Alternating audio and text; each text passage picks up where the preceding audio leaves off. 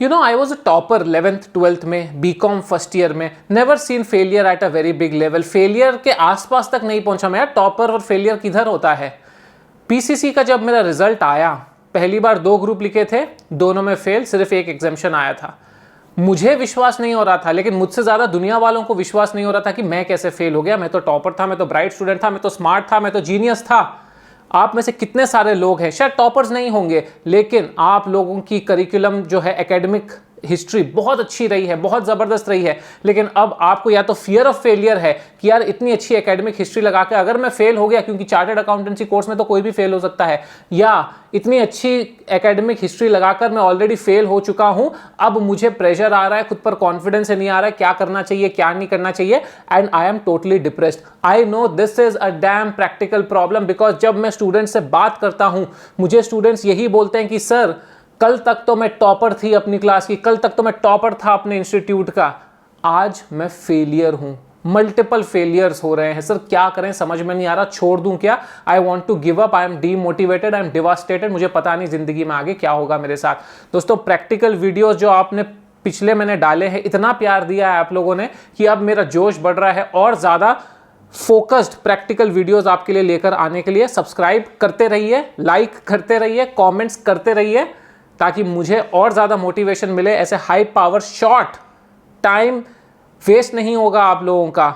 इतने ज़बरदस्त वीडियोस आएंगे जो आपकी माइंड को जो है फोकस करवा देंगे in the right direction. Failure मेरी सबसे पहली बार मैंने दोनों ग्रुप लिखी पीसीसी की, फेल हो गया मैं. एग्जामिशन आया सिर्फ लॉ में, एंड आई वाज डेवास्टेटेड कि अब मैं क्या करूं. लेकिन अगले ही दिन मैंने सोचा बॉस अगले बार तो मुझे रैंक लेकर आना है. पता चला कि एग्जामिशन अगर मिल जाता है तो रैंक आप नहीं ला सकते अगले अटेम्प्ट में. मैंने ठान ली कि मैं एग्जामिशन अपना फोरगो करूंगा, लीव अवे करूंगा, ताकि मैं दोनों ग्रुप फिर से लिख सकूं और रैंक ले आऊं. 6 महीने बाद पता है क्या हुआ, मैं फिर से फेल हो गया.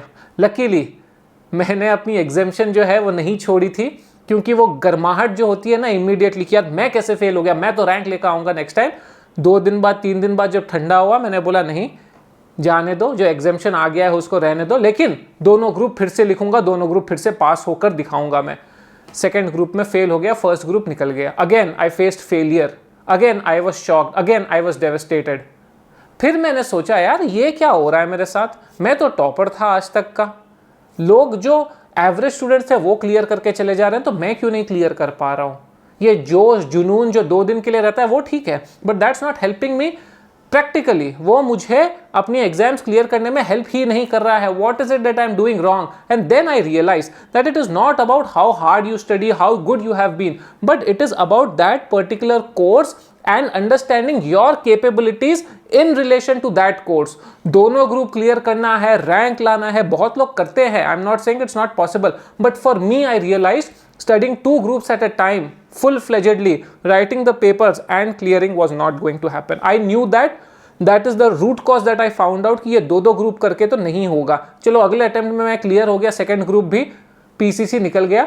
फाइनल्स के लिए मैं बड़ा ही क्लियर था, एक एक ग्रुप करके मुझे पढ़ना है, एक एक ग्रुप करके मुझे क्लियर करना है. And by God's grace I cleared 1 group at a time.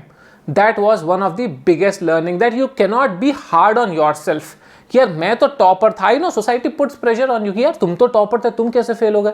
Parents बोल रहे हैं यार कल तक तो ये अच्छा था, नजर लग गई है किसी को, किसी की इस बच्चे को कि कल तक जो टॉपर था वो आज बार बार फेल हो रहा है, इतना डिप्रेशन में है, इतना लो ऑन कॉन्फिडेंस फील कर रहा है. एंड ट्रस्ट मी, जो लोग ज्यादा सक्सेसफुल होते हैं वही सबसे ज्यादा डीमोटिवेट होते हैं, क्योंकि उन पर अपने आप को बार बार प्रूफ करते रहने का, वो टॉप लेवल मेंटेन करते रहने का प्रेशर जो है बहुत ज्यादा होता है. And the moment you are not able to reach the top या स्टैंड ऑन टॉप, आप अपनी ही नजरों में गिर जाते हो. वही चीज अपने को हार्म कर देती है.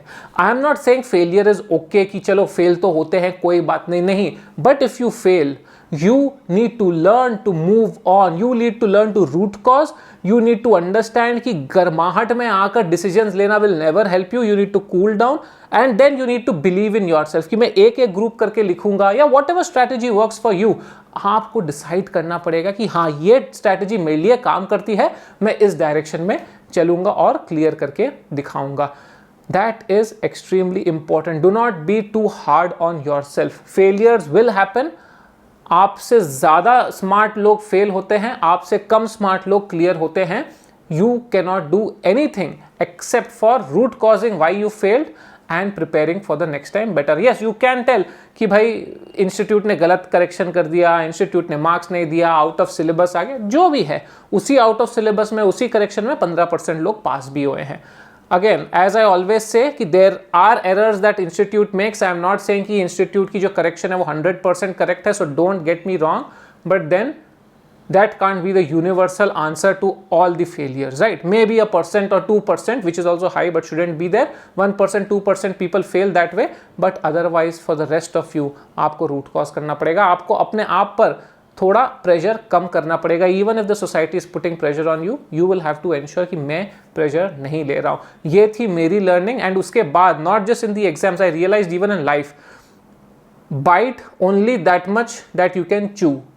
मुंह भरना खाने से is not going to help. उतना ही खाओ जितना आप चबा सकते हो. जितनी चादर उतना पैर.